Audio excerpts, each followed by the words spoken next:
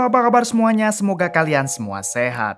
Kali ini si Bray akan membahas sebuah alur cerita film yang sangat membrutalkan dan pastinya akan disukai oleh kalian. Oke, tidak usah berlama-lama bagaimana alur ceritanya, mari kita saksikan sampai selesai.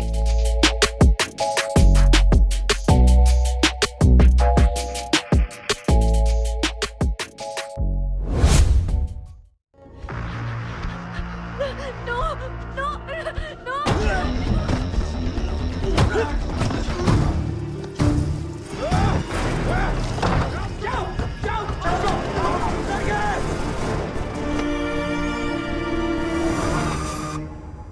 Di awal film kita akan diperkenalkan dengan seorang perempuan bernama Nargis yang kala itu masih terbayang akan masa lalunya yang mengerikan. Ternyata Nargis pernah menjadi korban perdagangan manusia di kota Noman. Diketahui sampai saat ini psikologis Nargis masih terganggu dengan pengalaman buruknya tersebut. Kemudian memperlihatkan suami Nargis yang bernama Samir mencoba menghiburnya dengan memberikan hadiah ulang tahun di hari pernikahan mereka. Akan tetapi Nargis tampak jelas masih depresi walaupun suaminya itu selalu berusaha menyenangkannya. Suatu waktu Samir membawa Nargis ke dokter psikiater berharap Nargis bisa melupakan masa lalunya yang mengerikan tersebut. Di sini Nargis malah mengatakan kalau ia seharusnya sudah tidak pantas menjadi istri Samir. Mengingat Nargis sudah dicicipi oleh puluhan lelaki saat ia berada di Noman. Nargis juga mengatakan kalau dirinya sudah mencoba melupakan semua itu tapi tetap saja tidak bisa. हर इंसान जानता है कि मैं ही हूँ जिसका बाल Nargis. Malam harinya terlihat Samir yang sedang beribadah ke masjid. Di sini Samir berdoa kepada Tuhan agar Tuhan memberikannya yang terbaik untuk Nargis dan juga Samir. Keesokan harinya Samir kembali mendatangi dokter psikiater. Samir mengatakan kalau dirinya menginginkan Nargis hamil karena dengan begitu ia yakin Nargis akan melupakan semuanya dan fokus dengan cabang bayi mereka. Namun si dokter melarang Samir karena orang yang sedang depresi.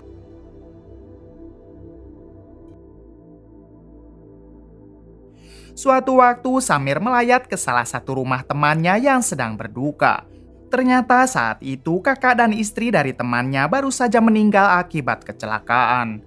Kemudian Samir melihat seorang anak perempuan bernama Nandini yang tampak sedang bersedih. Diketahui orang tua Nandini lah yang meninggal akibat kecelakaan tersebut. Samir begitu kasihan melihat Nandini karena sekarang Nandini telah menjadi seorang anak yatim piatu. Ketika Samir akan pulang, si teman bercerita kepada Samir kalau dirinya tidak sanggup mengasuh Nandini karena ia harus bekerja keluar kota. Samir yang kebetulan sedang ingin mempunyai anak, ia pun mengatakan kalau Samir dan Nargis bersedia mengasuh Nandini sampai si teman menyelesaikan pekerjaannya. Pada akhirnya Samir pun membawa Nandini pulang ke rumah. Sesampainya di rumah, ternyata Nargis belum bisa menerima kehadiran Nandini. Bahkan Nargis tidak mau jika dirinya harus tidur bersama Nandini. Dengan terpaksa, Nandini tidur di kamar kosong walaupun harus seorang diri. Beberapa hari kemudian terlihat Nargis yang masih saja cuek dan tidak peduli dengan Nandini. Namun berbeda dengan Samir yang begitu sangat menyayangi Nandini seperti anak kandungnya sendiri.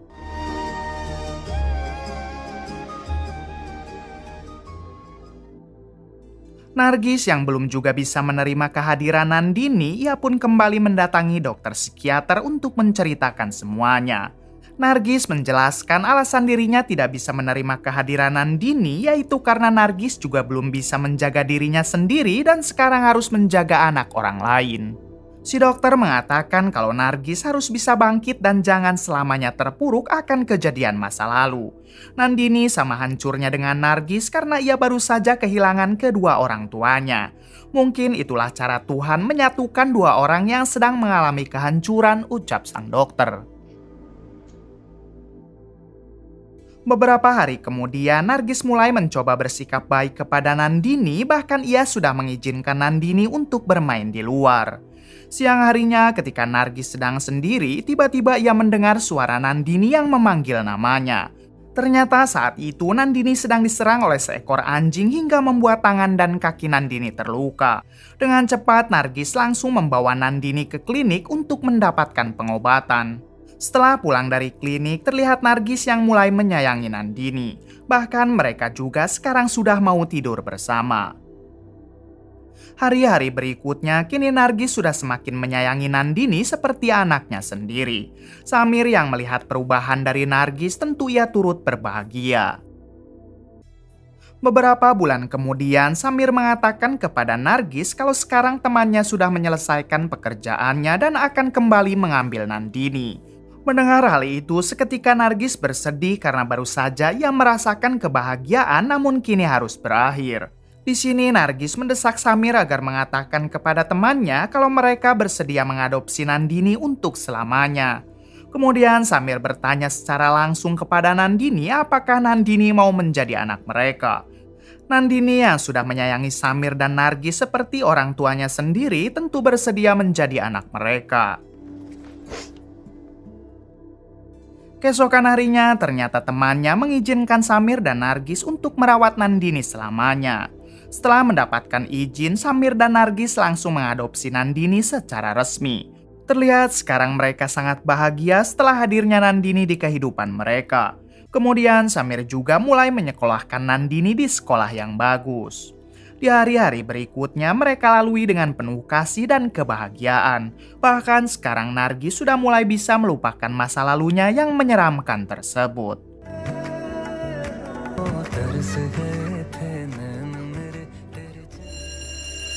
Suatu hari ketika Nandini pulang sekolah, terlihat Nandini sedang membeli es krim bersama gadis SMA bernama Sema. Diketahui Sema adalah anak tetangga yang suka pulang bareng dengan Nandini. Bersamaan dengan itu datanglah sekelompok geng remaja SMA yang tiba-tiba menodongkan pistol sambil membawa paksa Sema dan juga Nandini. Kelompok geng remaja ini dipimpin oleh seseorang bernama Bacu. Di sana tidak ada yang berani menghentikan Bacu karena dia sedang membawa senjata. Hingga pada akhirnya Bacu dan kelompoknya berhasil membawa Sema dan Nandini masuk ke dalam mobil lalu mereka pun pergi. Di dalam mobil ternyata alasan Bacu menculik Sema karena dia kesal akibat Sema selalu saja menolak cintanya Bacu. Sementara teman Bacu juga terpaksa membawa Nandini karena Nandini dari tadi terus saja berteriak. Di sini Sema mencoba memohon kepada Bacu agar dirinya dan Nandini segera dilepaskan. Namun Bacu tidak sedikit pun menggubris permintaan tersebut. Di balik itu, Samir yang baru saja mendapat kabar kalau Nandini diculik sekelompok geng remaja, dengan cepat ia pun langsung mendatangi sekolah untuk memastikan kabar tersebut. Sesampainya di sana, terlihat sudah banyak sekali polisi termasuk si penjual es krim yang dianggap sebagai saksi mata. Kemudian Samir dan kakak Sema yang bernama Rajesh dipanggil polisi untuk dimintai keterangan. Di sini Samir langsung memohon kepada polisi agar bertindak cepat sekarang juga. Apalagi sudah ada saksi mata yaitu si penjual es krim yang tahu kalau penculiknya adalah pelajar yang membawa mobil van berwarna biru. Samir terus mendesak si polisi agar tidak terlambat menangani kasus ini. Namun polisi yang kesal karena Samir terus saja ngegas, ia pun langsung marah dan mengusir Samir. Kemudian Samir mendatangi si penjual es krim dan memintanya agar mengantarkan Samir ke sebuah toko yang mempunyai CCTV ke arah jalan raya. Setelah pergi ke sana dan rekaman CCTV-nya diputar, terlihat mobil kelompok Bacu sedang menuju keluar kota dan Samir langsung memotret plat nomor mobil tersebut. Adegan berpindah ke polisi yang saat itu sedang bersama atasannya. Ternyata si polisi dan atasannya sudah mengetahui kalau Baculah pelaku dari penculikan itu. Namun mereka tidak langsung mengejar Bacu, melainkan malah mendatangi seorang wanita bernama Sela Thakur. Diketahui Sela Thakur adalah seorang pejabat yang sangat berpengaruh dan ia berasal dari kasta Brahmana. Sehingga para polisi ataupun mafia semuanya tunduk kepada Sela Thakur dan Bacu ternyata adalah cucunya Sela Thakur. Setelah mendapat kabar kalau Bacu telah melakukan penculikan, Sela Thakur langsung menghubungi supir pribadi Bacu untuk mengkonfirmasi hal tersebut. Si supir mengatakan kalau kabar itu memanglah benar. Bacu baru saja melakukan penculikan kepada 2 orang gadis. Bahkan sekarang Bacu dan kelompoknya sudah memperkaos Sema dan Nandini berkali-kali. Mengetahui hal itu, Selatakur malah menghubungi anak buahnya yang merupakan ketua gangster. Di sini Selatakur memerintahkan si ketua gangster untuk menutupi kasus Bacu dengan cara menghabisi kedua gadis tersebut lalu menyembunyikan Bacu ke negara lain. Adegan berpindah ke Bacu yang sekarang sudah puas dan ia kembali membawa Sema dan Nandini ke tempat lain. Di sini Sema terus memohon kepada Bacu agar Bacu mau melepaskan mereka berdua. Sementara Nandini terlihat sudah tak sadarkan diri karena misnya terus saja mengeluarkan darah.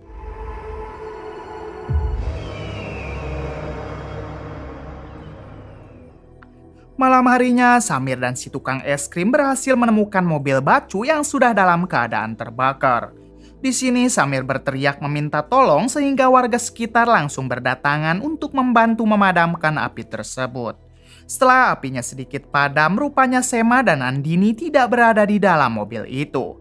Samir yang tidak mau menyerah, ia pun meminta para warga untuk ikut mencari Nandini dan Sema di sekitaran lokasi. Tak jauh dari tempat tadi terlihat Bacu dan kelompoknya yang sekarang sudah dibawa oleh si ketua gangster suruhan Selatakur. Beralih ke Samir dan para warga yang akhirnya berhasil menemukan Sema di tengah sawah. Menyadari kalau Sema masih bernafas, Samir langsung meminta sebagian orang untuk membawa Sema ke rumah sakit. Sementara dirinya dan warga yang tersisa akan melanjutkan mencari Nandini. Nandini! Nandini! Setelah cukup lama mencari, akhirnya Samir berhasil menemukan Nandini dengan kondisi yang sudah penuh luka. Samir seketika menangis karena anaknya yang masih berusia 5 tahun harus mengalami lagi kejadian yang dulu pernah menimpa Nargis.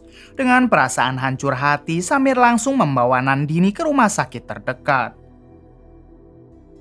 Sesampainya di sana terlihat Nargis yang sudah berada di rumah sakit.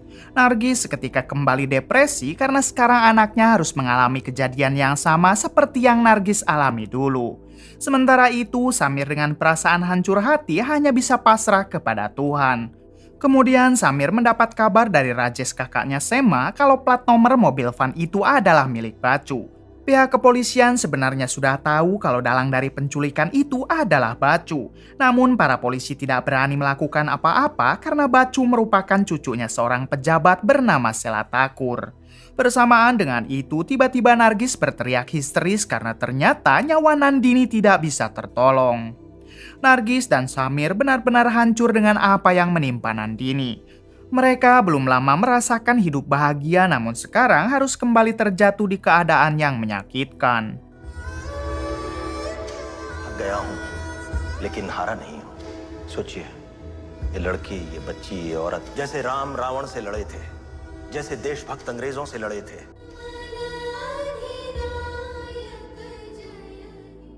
Beberapa hari kemudian memperlihatkan Nargis yang akan pergi ke rumah orang tuanya. Di sini Nargis mengatakan kalau ia tidak mau lagi bertemu Samir sampai Samir membalas semua pelaku yang telah memperkaos putri mereka.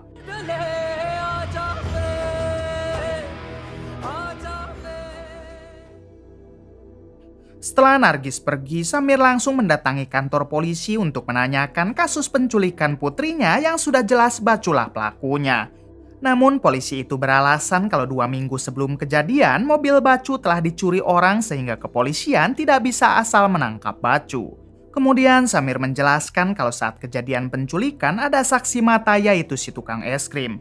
Si tukang es krim akan mudah mengidentifikasi apakah Bacu atau bukan yang telah melakukan penculikan tersebut. Namun si polisi menjawab kalau si tukang es krim sudah menghilang tanpa jejak beberapa hari yang lalu. Mendengar hal tersebut, Samir tentu kesal dan kecewa dengan kepolisian. Samir, Malam harinya, Samir yang sudah sangat murka dengan polisi tadi, ia pun nekat mendatangi rumah si polisi lalu menyerangnya. Si polisi yang ketakutan akhirnya mengatakan kalau si tukang es krim telah dihabisi oleh anak buahnya atas perintah dari Selatakur yaitu nenek kandungnya Bacu. Si polisi juga menyarankan agar Samir melupakan saja kasus ini, lagi pula Nandini hanyalah anak angkat Samir. Mendengar hal itu, seketika emosi Samir semakin tidak terkendali dan langsung membrutal. Ketika akan menghabisi si polisi, tiba-tiba para polisi lain berdatangan dan balik menyerang Samir. Akibat dari kejadian tersebut, Samir harus mendekam di dalam penjara selama 2 bulan. Saat sudah di dalam sel, Samir dihampiri oleh satu teman selnya yang bernama Tala. Tala mengatakan kalau semua napi akan hormat kepada Samir karena Samir sudah berani menyerang polisi. Adegan berpindah ke Sela Thakur yang saat itu sedang bersama si ketua gangster. Di sini Sela Thakur menyuruh si ketua gangster untuk menghabisi Samir di dalam penjara karena ia sudah tahu kalau Samir pasti mengincar cucunya. Si ketua gangster mengatakan kalau ia akan segera mengerahkan anak buahnya yang ada di penjara untuk menghabisi Samir. Diberitahu kalau gengnya itu bernama Jaiswal. Beberapa hari kemudian di dalam penjara terlihat Tala yang memberikan pisau kepada Samir sambil mengatakan kalau geng Jaiswal yang ada di dalam penjara ini menginginkan Samir tewas. Tala juga menjelaskan kalau ia mendapat info tersebut dari anak buahnya yang menjadi mata-mata geng Jaiswal. Ternyata Tala ini adalah ketua dari gangster lain yang selama ini menjadi musuh dari geng Jaiswal. Siang harinya terlihat kelompok geng Jaiswal yang akan menyerang Samir. Namun di sini Samir sudah sangat siap dengan serangan tersebut hingga terjadilah baku hantam di antara Samir dengan mereka.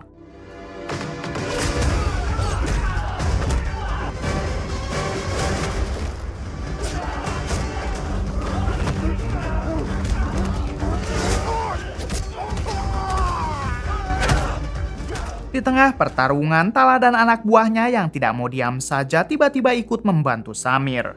Hingga pada akhirnya Samir mampu meratakan mereka.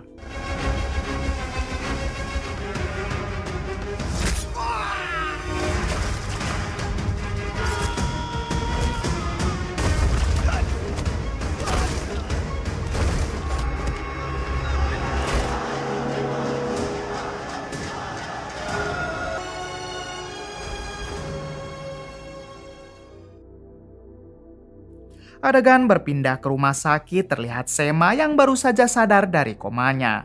Tak lama datanglah petinggi polisi dari pusat yang ingin meminta keterangan langsung dari Sema.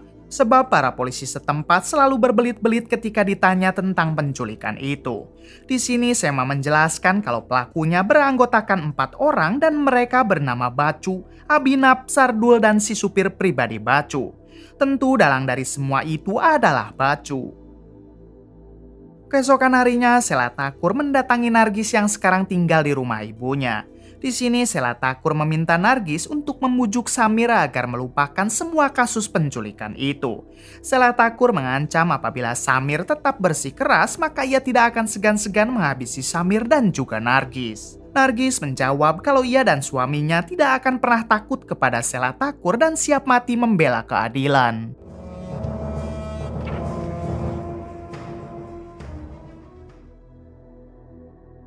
Singkat cerita memperlihatkan Samir yang sekarang hukumannya sudah selesai. Namun sampai saat ini Bacu dan kelompoknya belum juga ditangkap. Ketika akan pergi dari penjara, Samir langsung memeluk Tala karena dia sudah banyak sekali membantu Samir. Di sini Tala memberitahu Samir tentang lokasi markas gangster Jaiswal yang ada di luar penjara dan mereka merupakan antek-anteknya Sela Thakur. Tala juga meminta Samir agar mendatangi keluarga Tala karena mereka pasti akan membantu Samir. Setelah itu Samir pun pergi untuk menghabisi orang-orang yang terlibat dalam kasus penculikan putrinya.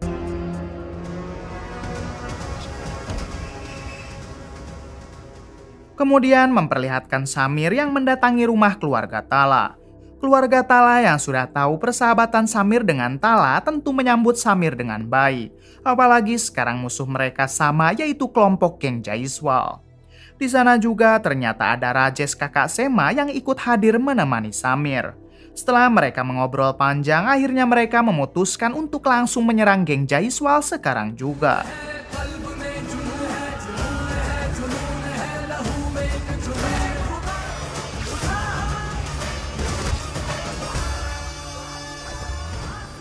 Dengan perasaan marah, akhirnya Samir mampu menghabisi sang ketua gangster.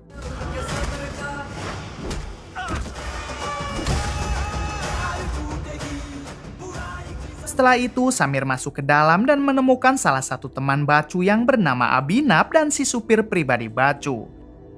Kemudian Samir dan keluarga Tala membawa mereka berdua ke suatu tempat untuk diinterogasi. Ketika sedang diinterogasi, si supir memohon kepada Samir untuk tidak menghabisinya karena ia hanya diperintah oleh Bacu. Si supir juga mengatakan kalau ia mempunyai 2 anak yang masih balita dan ia bersedia untuk bersaksi di pengadilan asalkan Samir mau memaafkannya. Kemudian Samir bertanya siapakah yang sudah memperkaos Sema dan juga Nandini. Si supir menjawab kalau yang memperkaos Sema adalah Bacu dan juga Sardul. Sedangkan yang menganu-anu Nandini sampai membuatnya tewas adalah Abinab, yaitu orang yang saat ini ada di hadapan Samir. Mendengar hal tersebut, seketika Samir mengamuk dan tanpa ragu menghabisi Abinab.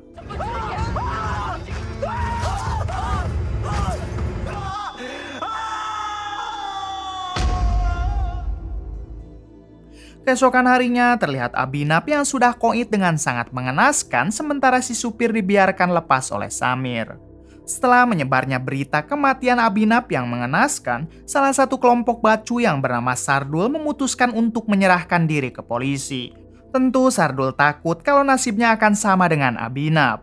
Hingga sekarang yang tersisa hanya tinggal Bacu. Kemudian memperlihatkan seorang petinggi polisi yang mendatangi rumah Selatakur untuk mencari Bacu. Namun sayangnya Bacu sudah tidak ada di sana karena ternyata Bacu sudah dibawa kabur ke negara Mesir oleh ayah kandungnya.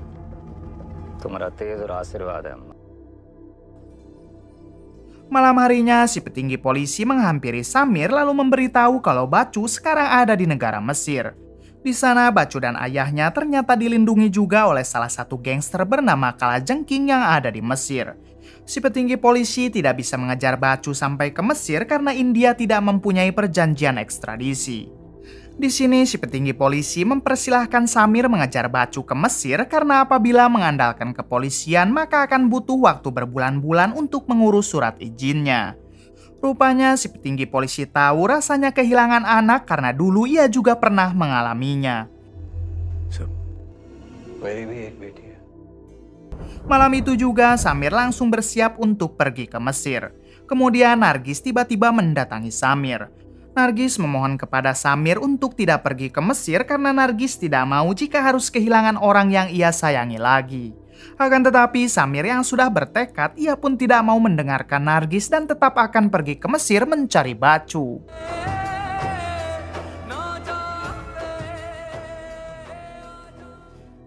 Singkat cerita, kini Samir sudah berada di Mesir dengan ditemani oleh kakaknya Sema yaitu Rajesh. Kemudian mereka mendatangi penjual senjata yang kebetulan orang India juga.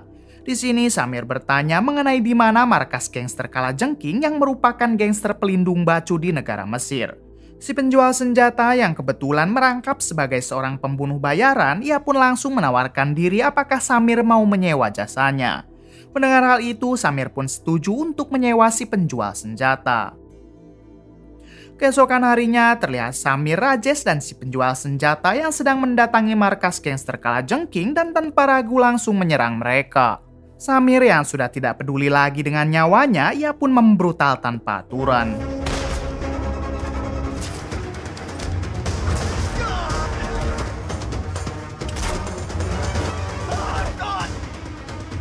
Di suatu kesempatan, Bacu dan ayahnya dibawa kabur oleh salah satu anggota geng Kalajengking.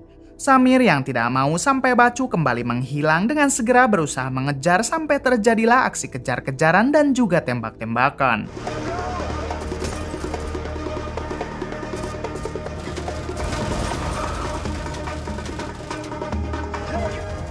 Di suatu kesempatan, mobil Bacu berhasil digulingkan dan Samir langsung menyiksa Bacu habis-habisan. Kemudian ayah Bacu mencoba menghentikan Samir, namun tentu Samir malah balik menghajar ayah Bacu. Setelah itu Samir kembali menyiksa Bacu dan tanpa ragu langsung menghabisinya.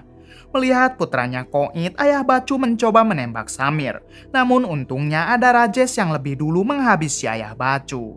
Kini Samir sedikit puas karena semua dendamnya sudah terbalaskan. Adegan berpindah ke Sela Thakur yang sekarang sedang bersedih setelah mengetahui putra dan cucunya sudah koit dihabisi Samir. Di sini Sela Thakur berencana akan membalas dendam kepada Samir bagaimanapun caranya. Tak lama Sela Thakur dihampiri oleh seorang pelayannya, namun tiba-tiba ternyata si pelayan sudah sangat murka kepada Sela Thakur sebab Sela Thakur mempunyai kelainan dan hampir setiap hari si pelayan sering menjadi korban hawa nafsu Sela Thakur. Beberapa bulan kemudian memperlihatkan Samir dan Nargis yang sedang bermesraan. Mereka sudah bisa sedikit melupakan kejadian itu karena semua dendamnya sudah terbalaskan. Kabar bahagia kembali mendatangi mereka setelah Nargis memberitahu kalau dirinya sekarang sedang mengandung. Di akhir cerita memperlihatkan semua warga yang menunjuk Samir untuk menjadi ketua gangster yang baik, yaitu untuk melindungi semua warga dari ketidakadilan. Bahkan salah satu pejabat akan mengangkat Samir menjadi pengganti Sela Thakur di pemerintahan. Tamat. Bagaimana menurut kalian? Kisah yang mungkin dapat kita ambil dari film ini adalah tetap semangat menjalani hidup walaupun masalah selalu datang menghampiri kita. Oke, terima kasih yang sudah menonton sampai akhir. Mohon maaf bila banyak kesalahan. Salam dari Prime Movie.